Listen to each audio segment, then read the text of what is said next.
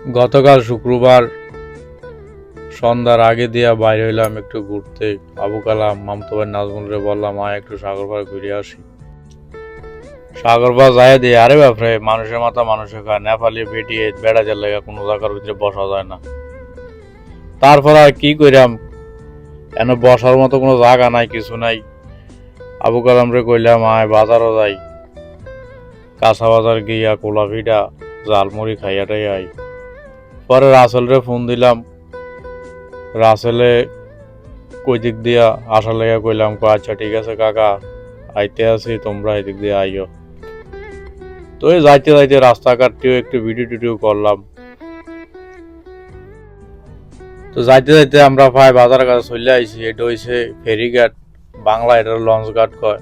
এগুলার ভিতরে ওই যে বিভিন্ন ধরনের দোকান পাট আর ঘর বাড়ির মাল সামানা নেয় এই লঞ্চগুলা দিয়া। এগুলার ভিতরে বেশিরভাগ আমরা বাংলাদেশে কাজ করে, বাংলাদেশে এগুলার ভিতরে থাকে, খায়, ঘুমায়। আবু কালামটা হাইটে হাইতে ক্লান্ত হয়ে গেছে, ঝড়ে ফোলাটা শেষ। তারপরে আর কি যাইতে আছি, এই যে বাংলাদেশি লোক আইল্যান্ড থেকে ডাবগুলা আনে, আইনা বিক্রি করে।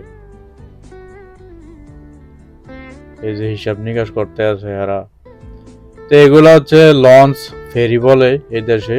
এগুলার ভিতরে খাবার দাবার সবকিছু, এই যে সাঁকু দিয়া কাঠে সাঁকু দিয়া লঞ্চে ওঠে, রাস্তার থেকে পারাপার হয় আর কি। এটা রাস্তার পাশেই, আর এটা হচ্ছে মালদ্বীপের সবচেয়ে বড় মাছ মার্কেট।